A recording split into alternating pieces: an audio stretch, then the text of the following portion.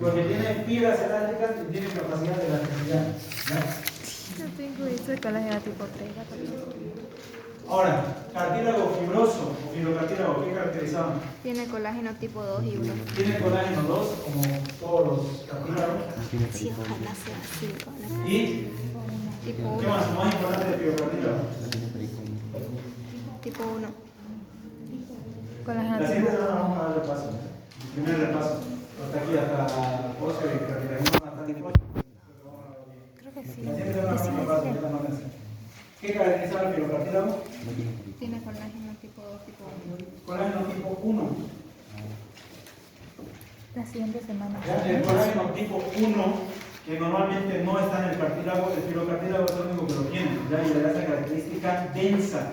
Por eso dicen que el fibrocartílago fácilmente se confunde con un tejido conjuntivo denso y regular. ¿Por qué? Porque tiene alta cantidad de fibras de colágeno tipo 1. Entonces, es un cartílago con fibras de colágeno tipo 1 y eso le da un aspecto denso, pero sigue siendo cartílago. ¿Ya? ¿Se acuerdan de eso, no? De todos estos cartílagos, ¿cuáles no tienen pericondrio? El fibroso, fibrocartílago. ¿No tiene pericondrio? ¿Quién? Fibrocartílago. El fibrocartílago. ¿Quién más? ¿El hialino? ¿Todos los hialinos? ¿Cuál no tiene? El cartílago articular. ¿Ya? O sea, que obviamente su clasificación es hialino. Pero no significa que todos los cartílagos hialinos no tienen pericondrio. Específicamente solo el articular. Estos dos no tienen pericondrio. ¿Ya qué era el pericondrio?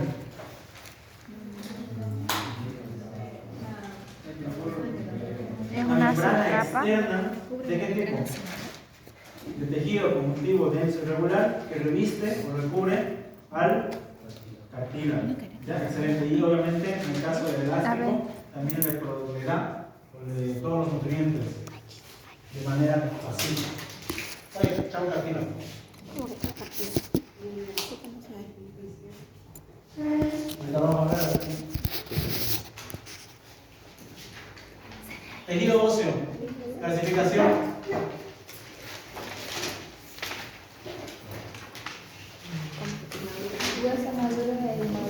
Hay el maduro y el inmaduro. ¿Qué caracteriza al inmaduro? No se observa antes de que se forme, cuando Es- puede estar informado. No se observan ostiones, exacto. No hay ostionas. ¿Qué más vemos? ¿Dónde encontramos hueso inmaduro? En neonatos, en niños o en pediátricos hasta cierta edad. Entonces no hay hueso inmaduro en estos individuos. ¿Y el tejido óseo maduro dónde se encuentra? O clasificación.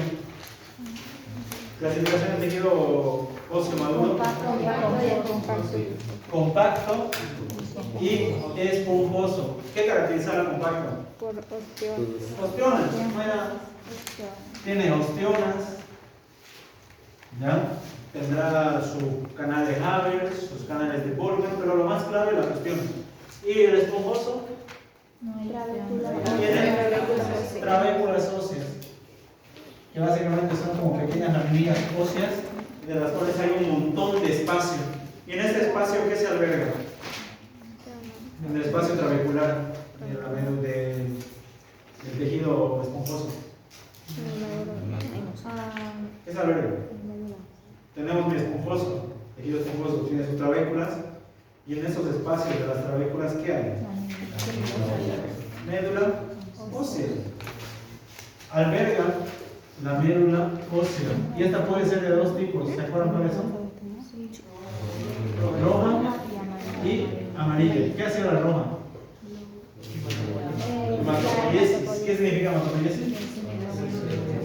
Creación de células sanguíneas. ¿Y la amarilla? Almacén de triglicéridos, básicamente tejido adiposo. Ahorita lo vamos a hablar. Eso, estamos bien. Para que el hueso se forme, que es lo que no hemos hablado anteriormente, y lo que les pedí que lo dibujaran, el hueso requiere una formación, claro, como todos los tejidos. En el caso del hueso, hay dos formas de crear o formación de hueso. Hay una que es la osificación intramembranosa y la otra que es la osificación endocondral. A ver, usted díganme, de lo que usted hizo, ¿qué caracteriza la osificación intramembranosa? ¿Cómo es la osificación intramembranosa? Díganos a todos. Por lo que hice, condensación. ¿Quién más me puede decir? La osificación intramembranosa, de lo que hicieron. Se forma mayormente por capas de membranas para formar huesos, para crecer, no formar nada. Ya. ¿Y de la endocondral? ¿Qué dice usted? Cartílago. Un centro de osificación y la intramembranosa, en lo que vi, dice que no tiene un centro de osificación específico. Como el cartílago.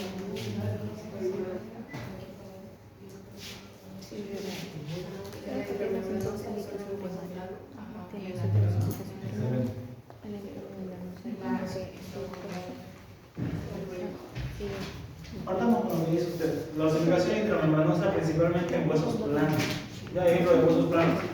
Sobre el cráneo, ¿dónde más? Perfecto. Y la osificación endocondral principalmente está en el restante de huesos largos o irregulares. ¿Ya? Húmero, fémur, peroné, tibia, todo lo que se imaginen que sean largos o irregulares se forman a través de cartílago. ¿Ya? Es interesante. Vamos a empezar con la intramembranosa, endocondral, que es más bonita, es más fácil de entender. Cuando hablamos de osificación endocondral quiere decir que se forma hueso a través de un cartílago. ¿Cómo sucede esto? Es como que ustedes quieran hacer una torta, agarran su molde, le ponen su masa y se forma la torta en forma del molde que hemos utilizado. Lo mismo en el hueso. Cuando hablamos de osificación endocondral quiere decir que primero se forma un molde de cartílago para el futuro hueso y ese molde de cartílago se calcifica y se forma el hueso futuro con la forma específica del molde. ¿Se entiende, no? La osificación endocondral, lo que primero que aparece es un molde de cartílago, es decir, cartílago, lo que hemos dicho anterior. Este cartílago se calcifica. ¿Qué cartílago creen que va a ser? Va a tener la calcificación para formar hueso. Va a ser elástico, va a ser hialino, va a ser cartílago, hialino. Entonces, la osificación endocondral utiliza cartílago y hialino. Se forman las células, los condroblastos forman el molde de cartílago y hasta ahí tenemos un molde de cartílago. ¿Qué ocurre con este molde de cartílago? Empieza a crecer en tamaño, ¿ya? A hipertrofiarse, y a haber hiperplasia del molde de cartílago. Hasta ahí todo bien, pero quiere o requiere el siguiente paso, que es la transformación hacia un hueso. ¿Cómo ocurre? Ahí es donde hablamos de los centros de osificación. A nivel del molde de cartílago, que principalmente es de los huesos largos, aparece un centro de osificación primario a nivel de la futura diáfisis. A nivel de la futura diáfisis, en la periferia, aparece un centro de osificación. ¿Qué quiere decir? Los condroblastos, ¿ya?, se transforman en osteoprogenitores. ¿Qué hacían las osteoprogenitoras? Se convertían en osteoblastos, pero antes de convertirse en osteoblastos se multiplicaban y se convertían en osteoblastos. ¿Y qué hacían los osteoblastos? Antes de convertirse en osteocitos, ¿qué hacen? Sintetizan toda la matriz extracelular, es decir, todo el tejido óseo. Entonces empieza a aparecer una osificación, un centro de osificación primaria. ¿Qué quiere decir? Que a este nivel los condrocitos se están transformando en células del hueso y esas células del hueso están empezando a crear tejido óseo. El centro de osificación primario dice la teoría que se osifica de la periferia para el centro. ¿Qué quiere decir? Que primero inicia en la periferia y se va osificando hacia el centro del tejido. ¿Ya? Termina la osificación primaria y empieza una osificación secundaria. Esa osificación secundaria ocurre a nivel de las epífisis. Nuevamente, en las células del cartílago se convierten en células del hueso y empiezan a crear toda la matriz celular ósea. En cuestión de las epífisis, la osificación va del centro para afuera. ¿Ya? y se empieza a osificar. ¿Se entiende hasta ahí? Obviamente ese tejido crece y se forma el correspondiente hueso. Imagínate que hay un húmero. Ejemplo. Lo interesante de acá es que cuando nosotros ya tenemos al hueso maduro, bueno, al hueso ya creado, como antes este ha sido de un molde de cartílago, queda un remanente de cartílago. Es decir, todavía hay un pedazo de este tejido óseo que es cartílago. Es decir, todavía no está completamente calcificado. A este nivel, a nivel de las entre las diáfisis a las epífisis, a este cartílago que queda, que sobra, se le conoce como el cartílago epifisiario, que es el cartílago que nos acaba de hablar. Entonces fíjense que el hueso endocondral se forma a través del cartílago, me forma el hueso, pero queda un remanente de cartílago, que es el cartílago epifisiario.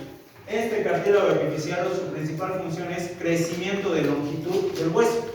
Quiere decir que este cartílago va a ir creciendo y eso va a ir empujando el tejido óseo. ¿Para qué? Para que el hueso sea más y más largo en longitud.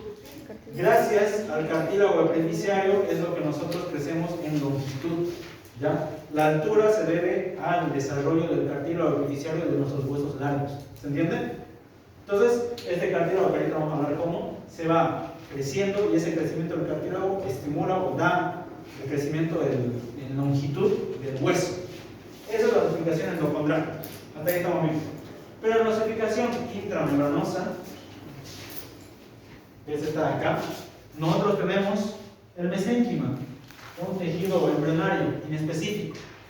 En un primer estadio de ese mesénquima, de células embrionarias inespecíficas, en un punto se transforman en osteoprogenitoras, células madre osteocíticas, ¿ya? Es decir, hay un grupo celular que dice yo quiero ser osteoprogenitor.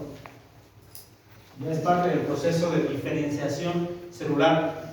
Cuando el tejido embrionario se está formando, las células que son inespecíficas tienen que decidir qué van a hacer, ¿ya? ¿Qué célula van a hacer? Si quieren ser parte del tejido cardíaco, si quieren ser parte del tejido muscular, del tejido nervioso.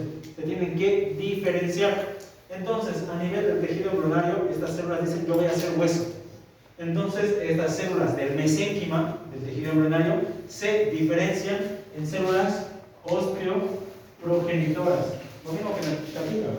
Pero fíjense que en la osificación intramembranosa no requerimos de cartílago.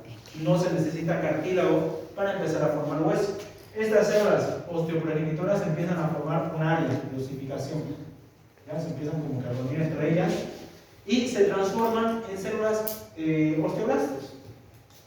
Se transforman en los osteoblastos. ¿Cuál es la función de los osteoblastos?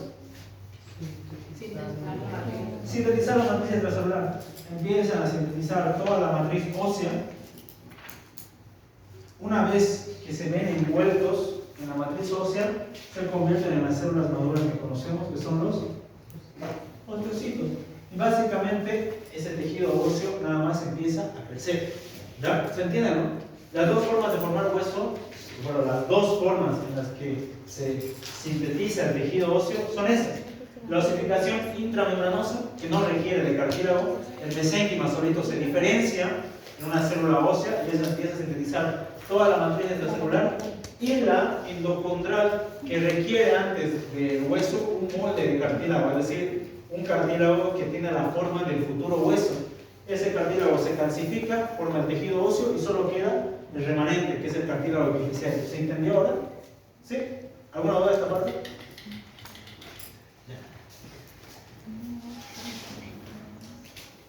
Este tejido cartilaginoso que queda en la metáfisis, a nivel de la metáfisis del hueso largo, se denomina cartílago epifisiario y es el que nos ayuda a crecer en longitud. Esto es una pregunta en histología clave, que el cartílago epifisiario tiene 5 zonas histológicas, ya no anatómicas. Son 5 zonas importantes. Hay una zona, ustedes la pueden ver desde arriba para abajo, acá. Fíjense, esto es un hueso, aquí está su epífisis, probablemente aquí está su diáfisis, y en ese centro queda el cartílago epifisiario, que todavía es cartílago. Fíjense que la zona más externa se llama zona de cartílago resorbido, o también es otro nombre que es zona de cartílago inactivo. ¿Qué quiere decir? Que aquí están condrocitos en grupos isógenos, lo que hemos visto en la anterior clase, pero no están haciendo nada, están simplemente ahí. ¿Ya?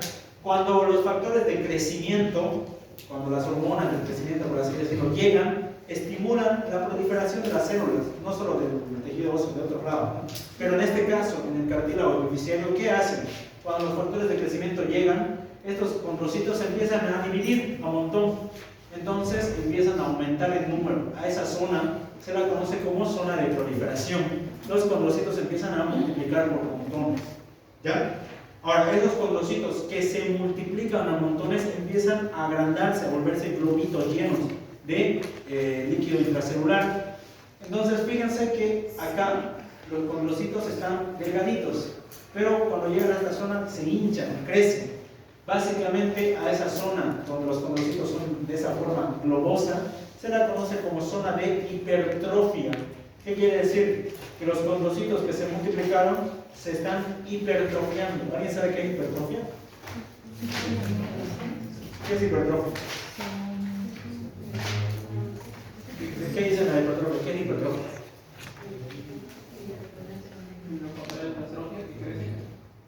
Claro, que crecen. Hay dos conceptos que son distintos, pero también relacionables, que es la hipertrofia y la hiperplasia. Hipertrofia quiere decir esto: tengo una célula y esta célula crece, aumenta en tamaño. Un mecanismo por el cual lo hace no sabemos, entonces no interesa, ¿no? Lo que quiere decir es que aumenta su líquido intracelular, aumenta la cantidad de orgánulas, pero crece. Eso es hipertrofia. Pero hiperplasia es esto: tengo una célula y ahora tengo 10. El tejido ha crecido, pero no creció porque las células aumentaron en tamaño, sino porque aumentaron en número. ¿Ya? Esa es la diferencia entre estos dos conceptos. Los dos hablan de que el tejido se crece, se aumenta de tamaño, pero uno es porque la célula crece su tamaño, y otro es porque la célula, el tejido aumenta en cantidad de células. ¿Se entiende? Entonces, la zona de hipertrofia, ¿qué quiere decir? Que el condrocito aumenta su tamaño o aumenta su cantidad. ¿Qué dice? En la zona de proliferación, el cartílago aumenta su tamaño o aumenta su número. En la zona de proliferación del cartílago, ¿qué dice? Aumenta el número. Primero las células inactivas se empiezan a multiplicar, eso es hiperplasia. Entonces aumentan su tamaño. Después de que aumentan su número. Después de que aumentan su número, se vuelven gorditas, entonces aumentan su tamaño. Ahí recién ocurre la hipertrofia, los condrocitos. Entonces, esa es la tercera zona, que es la zona de hipertrofia. Y esa zona hipertrofiada, por último, se empieza a calcificar, se empieza a convertir en tejido óseo. Ya ahí encontramos a la zona de cartílago calcificado, y la última zona es la zona de resorción. ¿Qué quiere decir? Es la zona que está terminando de afinar el tejido óseo gracias a los osteoclastos. ¿Ya? Lo que no se debe olvidar de acá son las 5 zonas del cartílago epifisiario. Este cartílago, a medida que aumente en número y en tamaño, va a hacer crecer el hueso en longitud. ¿Ya? Crece el hueso, la persona aumenta altura, pero no aumenta la altura toda su vida, o sí. Llega a un punto, en una edad específica, algunos es más antes, otros más después, en que el cartílago se calcifica completamente. Ya, es decir, ya no hay ni un poquito de cartílago, todo el cartílago se calcifica, y ahí podemos decir que la persona terminó de crecer, ya no va a crecer más, porque el cartílago se calcificó. Pero mientras el cartílago esté inactivo y se siga proliferando, la persona va a crecer en longitud. ¿Se entiende? Una vez que el cartílago epifisiario se calcifica, ya no hay más crecimiento en longitud, ya de la persona. Ahora, histológicamente, ¿qué es lo que nos interesa? Histológicamente, ¿qué es lo que nos interesa? ¿Cómo se reconoce un cartílago epifisiario? La primera zona es, ¿cuál era? La primera zona del cartílago epifisiario. Cartílago reservido o inactivo. Quiere decir, que hay un montón de condrocitos pequeñitos en sus respectivos grupos isógenos, todo normal. Zona de proliferación, ¿qué quiere decir? Que los condrocitos empiezan a aumentar en tamaño, perdón, en número. Y zona de hipertrofia, estos condrocitos empiezan a crecer.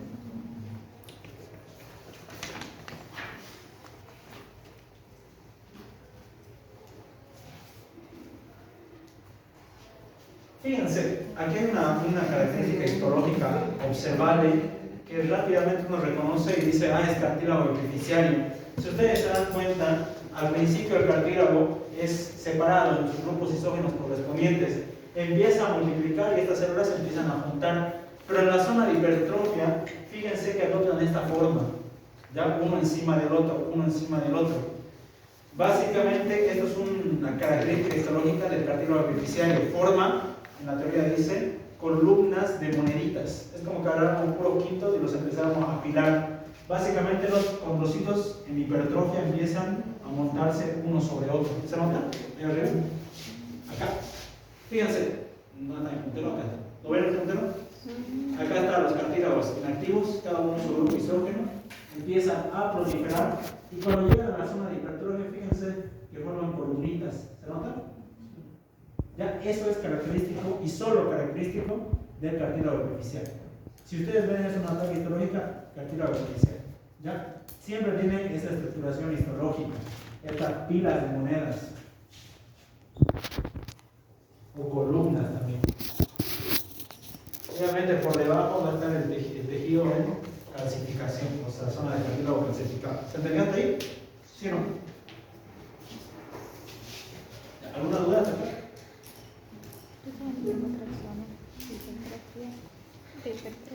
Acá se lo muestro. Calcificado y resección. ¿Qué cartílago sería ahí? Aquí está, placa de epifisiario.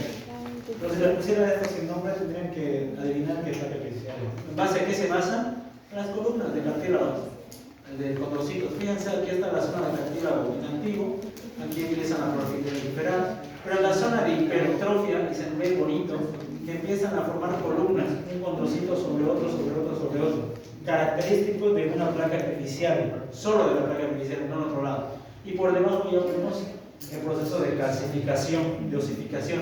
Aquí se puede ver tejido óseo pomposo, fíjense que aquí se ven las trabéculas, aquí está la médula, o las células de la médula ósea, ¿sí? Ahora, una cosita más, el proceso de reparación de un hueso, básicamente los tejidos óseos, a pesar de que son duros, ¿ya? Pueden llegar a una trauma, una fractura, se pueden llegar, pero obviamente tienen capacidad de recuperación. Fíjense que cuando un tejido óseo se rompe, se fractura, genera un coágulo y ese coágulo más tarde se convierte en un fibrocartílago, en un cartílago fibroso. Y ese cartílago fibroso se va a calcificar y nuevamente me forma tejido óseo. Ya fíjense que requerimos de cartílago para volver a regenerar un tejido óseo. En este caso es diferente a la calcificación endocondral. En la endocondral nosotros requeríamos de un cartílago yavino. Cuando se está viendo un proceso de reparación del tejido óseo se adopta un cartílago fibroso, un fibrocartílago. ¿Ya? En base a eso se vuelve a calcificar y ya los osteoclastos le dan la forma que tenía el hueso antes. ¿Se entiende? ¿Sí o no? A ver, nuevamente repasito, rápido y nos vamos a la cosa. ¿Qué cartílago no poseían? Pericóndrio, allá atrás. Cartílago articular fibroso. ¿Este de acá qué es? ¿Qué es? Fibrocartílago, cartílago fibroso, articular, ¿qué es? ¿Por qué? ¿Por qué es fibrocartílago? La tinción sí, es una tinción diferente, pero ¿por qué pensamos que es fibroso? ¿Qué caracteriza un cartílago fibroso? ¿Cómo es un cartílago, primero que nada? Histológicamente hablando, ¿cómo se ve un cartílago? Como yo miro y digo, es cartílago, histológicamente. ¿Cómo se ve el cartílago? ¿Qué posición agrupa? Ahora vamos, chicos. A ver ustedes. Venga. Y dibújeme cómo sería un cartílago.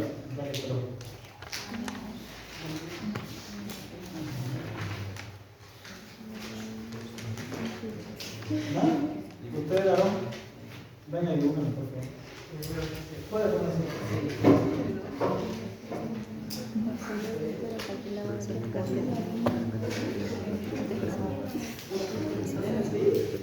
No.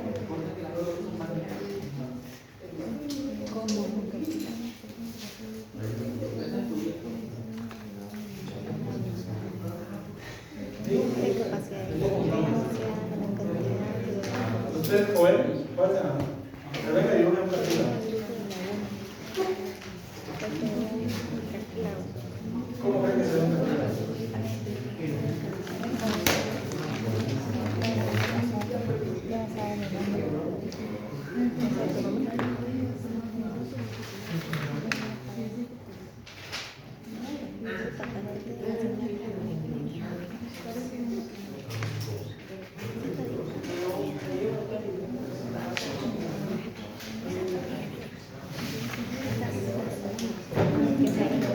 ¿Quién sabe dibujar un cartílago? A ver, levanta la mano. ¿Cómo se ve un cartílago? ¿No lo he visto por ahí?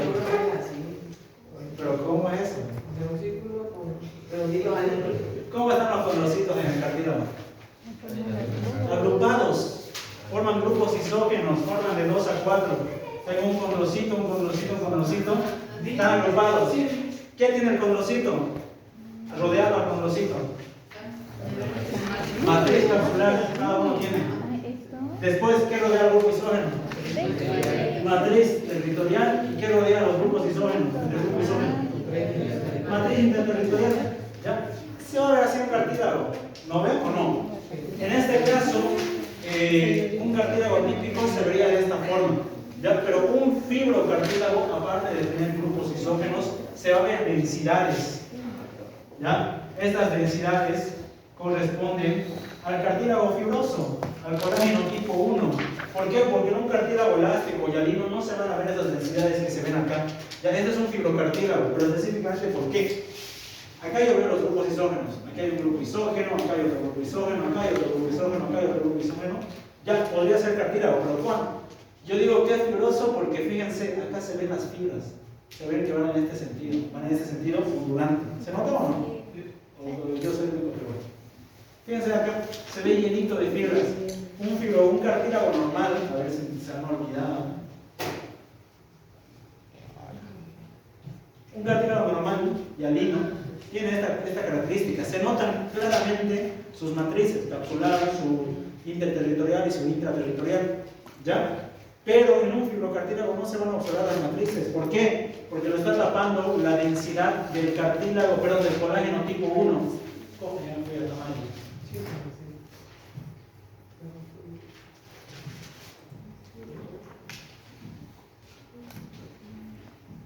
Entonces, fíjense que no se ven las densidades, las matrices que hemos detallado ahí. ¿Por qué? Porque le tapa el colágeno tipo 1. Se ve denso la placa. Es un fibrocartílago, por ese motivo.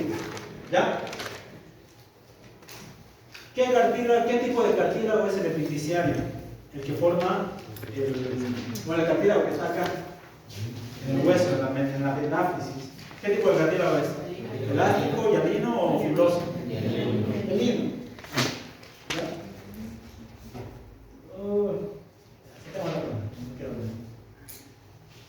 ¿Cómo son los grupos isógenos?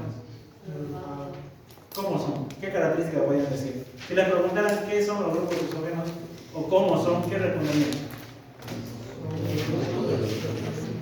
Son agrupaciones de condrocitos de 2 a 4 que tienen o presentan características histológicas tales. Tienen matriz capsular, matriz territorial y matriz interterritorial. Uno especifica todo eso. ¿Ya? Eso es un grupo isógeno.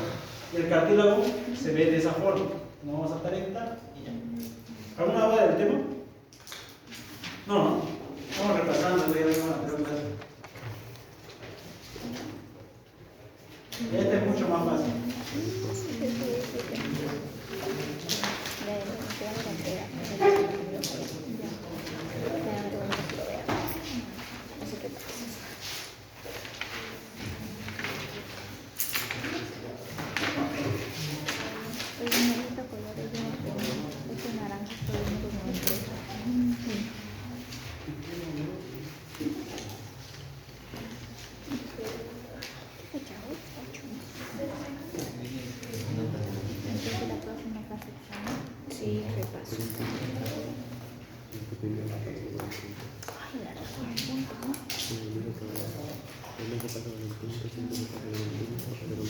Este es mucho más fácil, ¿ya?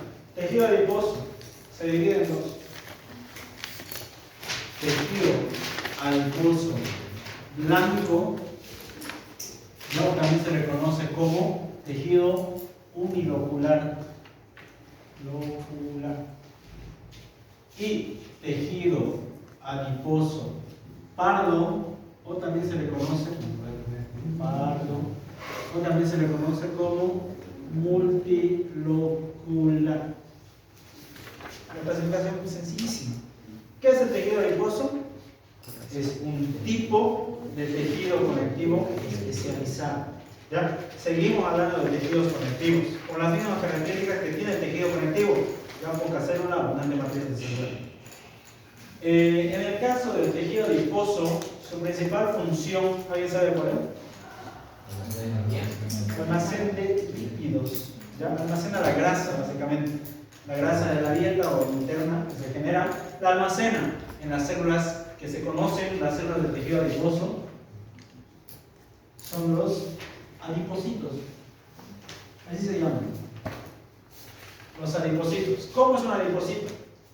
Vamos a hablar del tejido adiposo blanco y acá vamos a hablar del tejido adiposo blanco. Un adipocito es una célula así.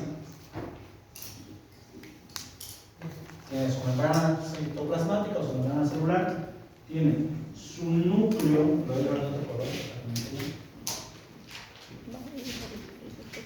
Tiene su núcleo periférico, ya siempre está en la periferia su núcleo, y tiene una abundante gota lipídica central. ¿Ya? Es decir, en su citoplasma, este citoplasma del adipocito está lleno de lípidos. Bueno, específicamente la manera de que almacena el cuerpo los lípidos son los triglicéridos. Ya eso lo almacena el adipocito en el tejido adiposo blanco. Un adipocito se ve así. En placa histológica se ve de la misma forma, pero el espacio de almacén es blanco, totalmente blanco. De hecho, la placa que ustedes ven ahí es un tejido adiposo blanco. ¿Por qué? Se ve la periferia de los adipocitos y el centro blanco. Es fácil de reconocer el adiposo, no se pueden confundir ahí. Ya ustedes ven una placa de aquí así, porque se observa, ¿no? Aquí hay una membrana, hay otra membrana, hay otra membrana y todo el centro es blanco, blanco, blanco, blanco. Básicamente tejido adiposo blanco. ¿Se puede observar los núcleos de los adipocitos? Sí, uno que otro. Un núcleo está acá, otro por acá. Puede que se vea o puede que no. Eso no importa porque es dependiendo del corte histológico que veamos. Pero esa estructuración histológica es clásica de un tejido adiposo blanco. ¿Ya? Tiene varias células juntas y el centro de la célula es blanco. Por eso se llama tejido adiposo blanco, ¿ya? Tejido blanco. También se llama, ¿cuál es otro nombre? Unilocular. ¿Qué quiere decir esto? ¿Alguien sabe? Tiene una sola gota lipídica y una grande gota lipídica. Unilocular. ¿Ya? Y es esta de acá. Ahora, ¿cómo es el tejido adiposo pardo? Tengo mi adipocito, tengo su núcleo que no necesariamente puede estar periférico, puede estar en el centro si le da la gana, y tengo abundantes núcleos. Tengo abundantes gotas lipídicas. Todo esto en placa histológica igual se va a observar blanco. Los lípidos en histología, en una tinción normal, se ve blanco porque se pierde al momento de que se hace la inclusión, se hace la fijación del tejido, se hace la tinción del tejido, los lípidos se van. Entonces en una placa histológica se ve en blanco, blanco, blanco, blanco. ¿Ya? ¿Hay tinciones específicas para tejido adiposo? Sí. Se utiliza en una placa el Sudan Black, me acuerdo, que lo tiñe al lípido de negro. De ahí se puede hacer una placa histológica. Pero generalmente se van a ver blancos porque se utiliza la tinción rutinaria. ¿Ya? Entonces, ¿por qué se llama multilocular?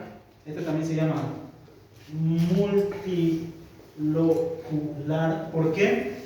Porque posee en su citoplasma abundantes gotas lipídicas. Ya no solo es una, son muchas. Ya eso recibe el nombre de multilocular. En cambio, el blanco es una sola. Ya tiene una sola gran gota lipídica. ¿Se entiende por qué? La denominación. Ahora, lo de blanco Y lo de pardo también tiene una otra importancia que se la ve anatómicamente, macroscópicamente. ¿Qué quiere decir? Tejido adiposo blanco, cuando ustedes ven grasa, básicamente, la grasa tiene un color generalmente amarillento entre claro, ¿no? Amarillento claro, por así decirlo. A eso se conoce como tejido adiposo blanco. Ustedes ven tejido grasa o grasa de la persona y se ve blanco, ya es el tejido adiposo blanco. Pero el tejido adiposo pardo se llama pardo porque tiene un color marrón. Es decir, se ve como tejido graso, pero de color marrón. ¿Saben cómo es el color marrón, no? ¿O no? Cafecito. Ya no necesariamente full café, pero se ve cafecito. Ya eso caracteriza también macroscópicamente al tejido adiposo. ¿Se entiende hasta acá? Está fácil la clasificación, ¿no? ¿O no? Entonces, acá podemos ver, yo les pregunto, esta imagen de acá, ¿qué tipo de tejido adiposo es? ¿Blanco o pardo? Blanco. ¿Y este de acá, pardo o blanco? ¿Por qué? Tiene muchísimas gotas lipídicas. Fíjense que hay gotitas blancas o globitos blancos, por si le quieren decir así, ¿no? Fíjense que tiene muchísimas gotas lipídicas. Y acá se ve la célula con una gran gota lipídica, blanco, pardo, unilocular o multilocular. ¿Ya? Ahora, ¿cuál es la función del tejido adiposo? Básicamente interviene en la homeostasis energética. Quiere decir que el cuerpo almacena lípidos para su energía.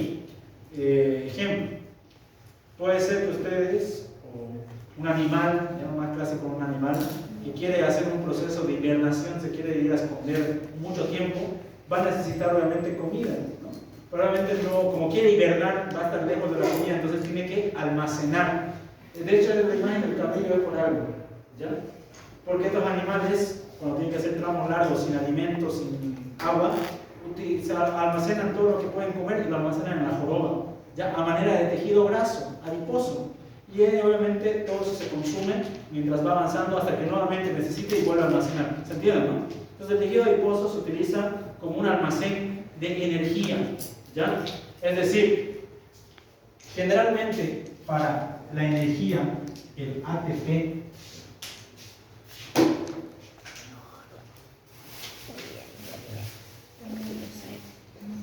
generalmente para la formación de ATP, ¿qué se utiliza? ¿O qué utiliza el cuerpo para formar ATP? ¿Qué utiliza? Glucosa. Se utiliza la glucosa y entra en un ciclo bioquímico importante y genera ATP, energía. ¿Ya? ¿Qué pasa si el paciente o la persona, perdón, no ha comido una semana? No se va a morir, ¿o sí? No, porque va a haber un momento en que la ATP-CC significa muerte de la persona. Ya básicamente el ATP es como la molécula de la vida. Mientras hay ATP, hay energía, hay vida. Cesa el ATP, chava la persona. Entonces, si una persona que no come de su dieta glucosa, no come carbohidratos una semana, se le va a acabar obviamente porque el cuerpo siempre va a estar utilizando. Aunque ustedes estén sentaditos una semana entera, igual van a seguir gastando ATP, ya que su cuerpo requiere ATP para seguir vivo. Los lípidos, o la grasa que es conocida, es lo que utiliza el cuerpo cuando no tiene glucosa para utilizar. ¿Ya? Un ejemplo, ¿no? Entonces, los lípidos también pueden formar ATP, pero por un proceso más largo y más tardado. Por eso, el cuerpo siempre utiliza los carbohidratos o la glucosa como principal molécula energética. ¿Quiere energía rápida? Agarra glucosa, ATP.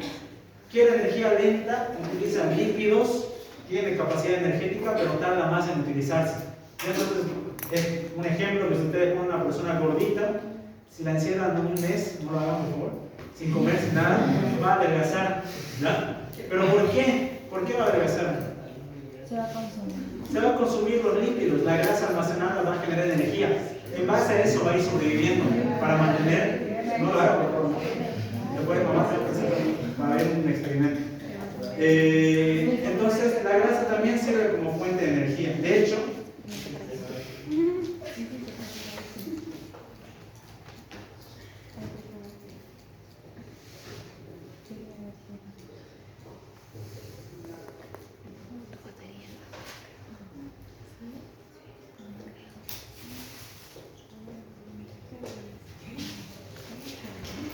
De hecho, los carbohidratos, o la glucosa, como le dicen, bueno, la glucosa es un tipo de carbohidrato, generan, o son la molécula más rápida de energía. Uno se siente cansado, sin energía, probablemente porque no tiene glucosa, se va a comer algo dulce y ya está, ¿no? Energía rápida, genera 4 kilocalorías, eso lo dice el Ross. Pero los lípidos, fíjense que utilizan 9 kilocalorías, o dan 9 kilocalorías, que quiere decir que los lípidos son más fuertes o más energéticos en comparación de los carbohidratos.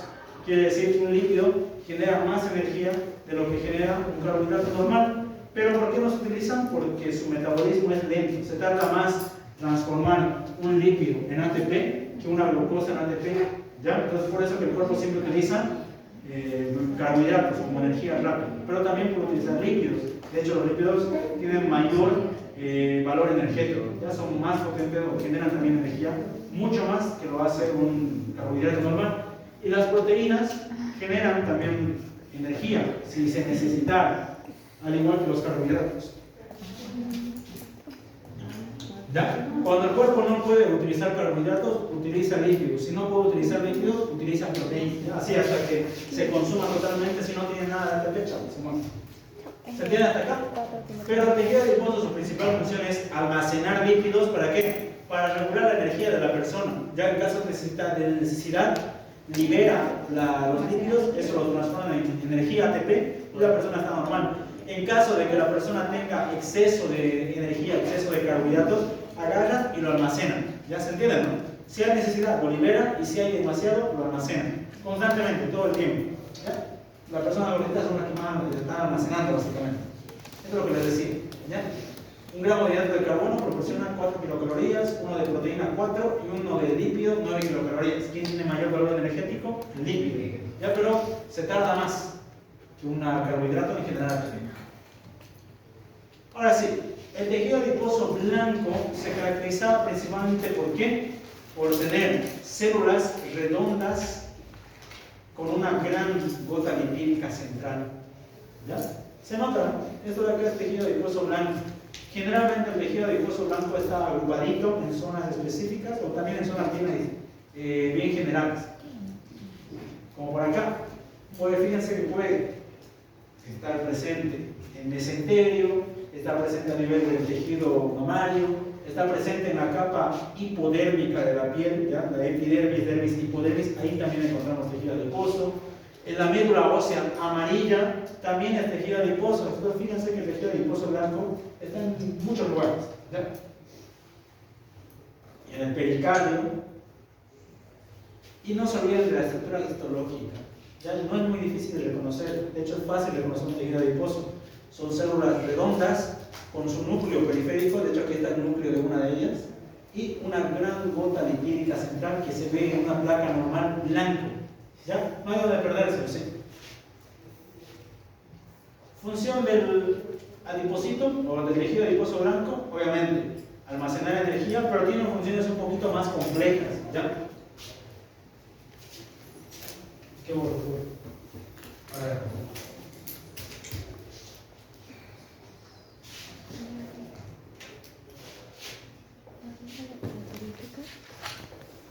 El tejido adiposo genera unas moléculas, por eso también se dice que el tejido adiposo es como si fuera un órgano endocrino. ¿Ya? ¿Qué hacían los endócrinos? Sintetizaban algo que iban a actuar en otro lado, a través de torrente sanguíneo. El tejido adiposo genera adipocinas, ¿ya? Que son, por así decirlo, hormonas del tejido adiposo. Y estas hormonas del tejido adiposo van a regular muchísimas funciones. La más importante es la regulación energética del paciente. ¿Qué quiere decir? El cuerpo sabe cuando el paciente necesita energía o cuando ya tiene exceso de energía. Lo sabe, ¿o no? Un ejemplo claro, ustedes están comiendo, tienen un hambre full, no comieron toda la tarde. Van, se sirven la cena, empiezan a comer, pero llega un punto en que ya no quieren. ¿Por qué? ¿Cómo sabe el cuerpo de que ya está lleno? No, hay una pregunta interesante. ¿Cómo lo sabe? ¿Y cómo sabe también cuando le falta? ¿Cómo sabe cuando le falta y cuando está hambre? ¿Por qué? Ahí trabajan las adipocinas del tejido adiposo. ¿Ya? Están acá. Fíjense que dentro de todas las moléculas que sintetiza el tejido adiposo están la grelina,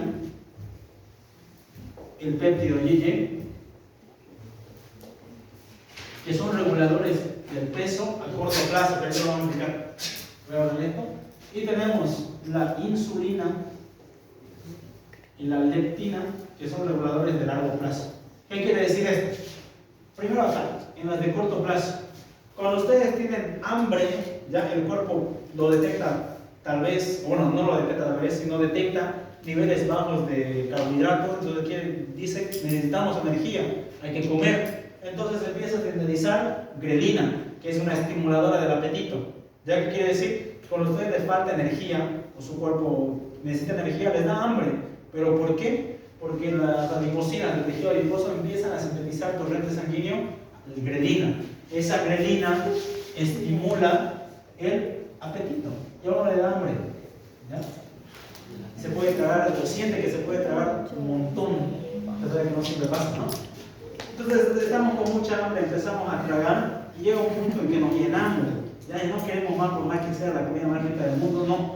Entonces ahí ingresa el factor de saciedad, que también lo sintetiza el tejido adiposo, que es el péptido YY. Te genera saciedad. Cuando tú ya sientes que estás lleno, ya no quieres más, es porque significa que tu cuerpo ya tiene energía, ya no quiere más. Te está diciendo, ya no necesitamos más comer, ¿por qué? Porque ya tengo la suficiente energía para seguir trabajando. Eso es lo que quiere decir. Entonces, cuando el tejido adiposo detecta en la química sanguínea que hay normal cantidad de carbohidratos para energía, entonces dice, no hay que comer más. Genera péptido YY y te produce saciedad. ¿Ya? Estos dos reguladores son a corto plazo. ¿Qué quiere decir? Que trabaja en el momento. Si tenés poquita glucosa, por ejemplo, te da hambre. Si tenés alta glucosa, te da saciedad. ¿Hasta ahí estamos? ¿Se entendió? Pero el tejido adiposo va un poquito más allá. No solo regula lo del momento, sino regula lo del futuro, lo que le conviene a tu cuerpo. Y ahí entran dos componentes que la insulina, por ejemplo, no la sintetiza el tejido adiposo. No la sintetiza. ¿Quién la sintetiza la insulina? Páncreas, ¿ya? La leptina sí la sintetiza el tejido adiposo. Básicamente, ¿qué quiere decir? Estos dos son reguladores a largo plazo del peso. Tu cuerpo dice, o el tejido adiposo dice, tenemos muy poquita reserva de tejido adiposo, hay que empezar a almacenar. Ya entonces empieza a sintetizar leptina, que va a aumentar o va a regular el almacenamiento de triglicéridos, que aumenta el tejido adiposo. Si hay mucha insulina, hay mayor utilización de glucosa, hay menos glucosa gracias a la insulina. Entonces el tejido adiposo que dice, pucha, hay falta de glucosa, entonces tengo que liberar mis grasas para que estas se conviertan en energía. Entonces la persona disminuye de peso. ¿Se entienden, no? Estos son dos reguladores del peso a largo plazo. Se sintetiza leptina cuando el cuerpo quiere empezar a almacenar, ¿ya? Para tiempos futuros, obviamente, ¿no? Y empieza a liberar sus ácidos grasos gracias a la insulina. ¿Por qué? Porque quiere restablecer la energía de la sangre, ¿ya? Para que el cuerpo siga funcionando. En cambio, la grelina y el péptido YY son reguladores de corto plazo. Tenés poquita glucosa, te da hambre, grelina. Tenés, como acabas de comer, te llenaste, péptido YY. ¿Se entendió? ¿Sí, no? Y el tejido adiposo pardo, que es el que vemos acá, se caracteriza, como les decía, por ser células y que cada célula tiene un montón de gotas lipídicas. A nivel macroscópico se llama pardo porque se ve marrón, ya tiene una coloración café. Y se llama a nivel histológico multilocular. ¿Por qué? Porque cada adipocito tiene un montón de gotas lipídicas. ¿Ya? En cuestión del tejido adiposo pardo, no se olviden, el blanco es almacén de energía. El tejido adiposo tiene una función muy especial que es regulación de calor. ¿Ya? Él genera calor. El tejido adiposo pardo, su función principal es la generación de calor.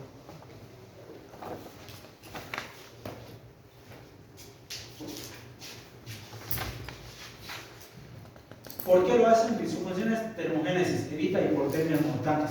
Qué interesante, Melrón lo dice. Por ejemplo, cuando un neonato, un embrión, un feto está en desarrollo materno, dentro de la cavidad uterina, dentro del saco amniótico, hay una temperatura regulada. el cuerpo del neonato, del embrión, no necesita calor, no necesita termorregular. ¿Por qué? Porque el cuerpo de la madre le da ese calor. Pero una vez que sale al medio externo, se encuentra con la temperatura externa. Y eso podría llegar a producir en el neonato hipotermia mortal y se muere.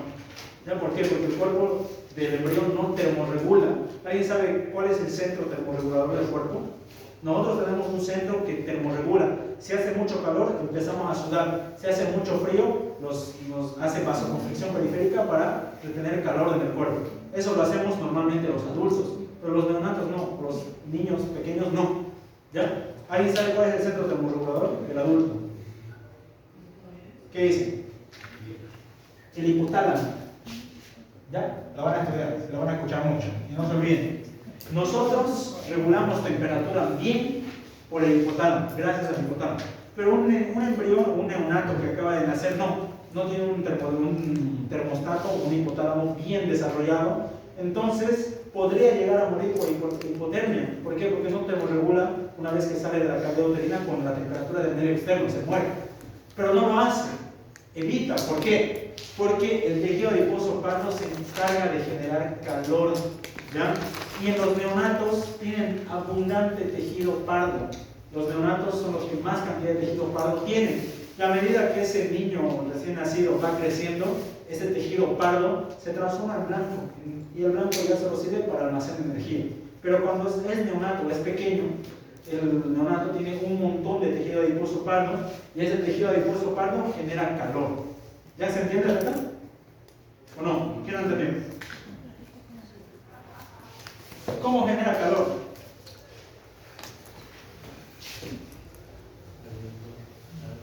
Fíjense que nos dicen sus características del tejido adiposo pardo, que estos se caracterizan por tener mitocondrias abundantes y esféricas. Las esféricas no nos dicen nada, pero lo que nos importa es que tienen mitocondrias abundantes. Que a diferencia del tejido adiposo pardo tiene X cantidad de mitocondrias, el blanco tiene X cantidad de mitocondrias, el pardo tiene mucho más, ya tiene muchas mitocondrias. ¿Qué hacían las mitocondrias? ¿Qué hacían las mitocondrias? ¿Qué hacen las mitocondrias normalmente?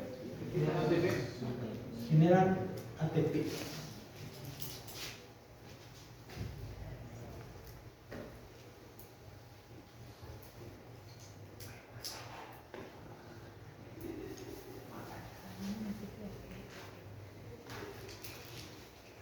Ya. Un ejemplo clásico de mitocondria, ¿no? Tiene sus dos membranas, su membrana externa, su membrana interna, su cresta mitocondrial, ¿no? Y su matriz mitocondrial. Hasta ahí estamos. Cuando uno consume glucosa, por ejemplo, esa glucosa, lo van a estudiar más a profundidad al año, va a entrar en la mitocondria y le sale con ATP, ¿ya? Lo normal, y genera energía. Las mitocondrias del tejido adiposo pardo son especiales, ¿por qué? Porque en la membrana interna, mitocondrial interna, hay una proteína que se llama la proteína desacoplante. También se llama la UCP21, o su nombre más común es termogenina. ¿Ya? ¿Qué hace el cuerpo?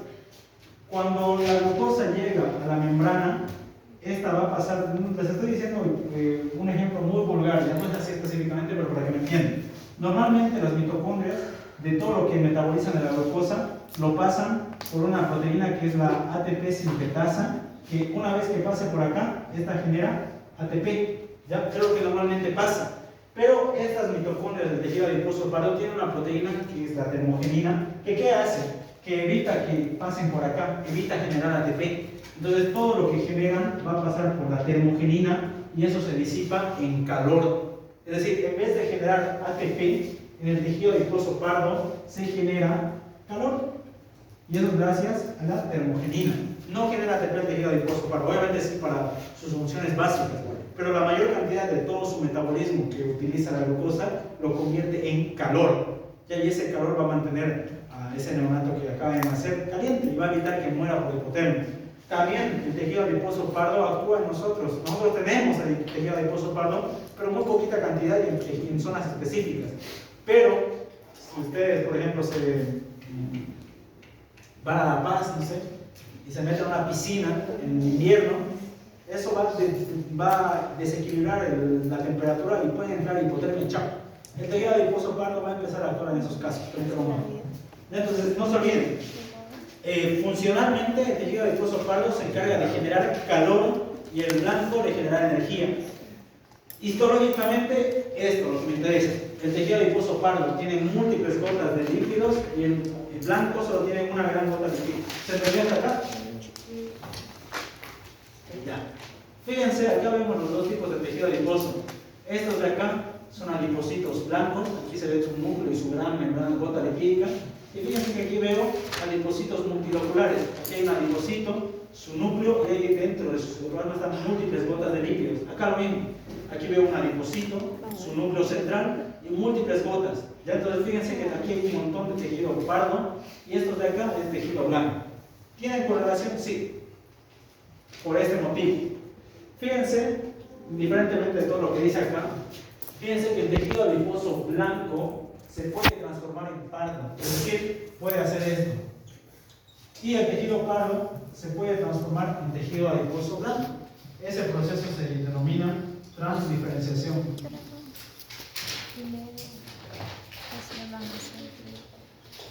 ¿Por qué ocurre o cuándo ocurre? Si el cuerpo, como les decía a ustedes ahorita que tienen un adiposo blanco, casi nada de adiposo pardo, es lo normal, no se ofendan. Si ustedes se fueran a meter a una piscina allá en La Paz en un frío intenso, empezarían a desregular la temperatura, a entrar en frío, hipotermia. Entonces, en esos casos, el tejido adiposo blanco se puede transformar en pardo. ¿Para qué? Para generar calor. Hay un momento de transdiferenciación. Ahora, en caso de que necesitemos energía, el pardo se puede transformar en blanco y generar energía. Entonces, fíjense que estos dos tejidos adiposos se pueden diferenciar en el otro, se pueden cambiar o transformar en el otro tipo de tejido según la necesidad que se tenga. Si queremos regular temperatura, generar calor, el blanco se va a ir a pardo para generar calor. Si queremos generar energía, el pardo se transforma en blanco y genera energía. ¿Se entiende? Entonces, este tejido adiposo blanco puede sufrir este proceso que se denomina transdiferenciación. ¿Qué tipo de tejido estamos viendo aquí? ¿Pardo o blanco? ¿Qué dice ahí atrás? ¿Pardo o blanco? Porque tiene varios. ¿Qué estamos viendo acá? Blanco. ¿Se nota, no, la gran diferencia? Ya, vamos a sacar el microscopio. Dos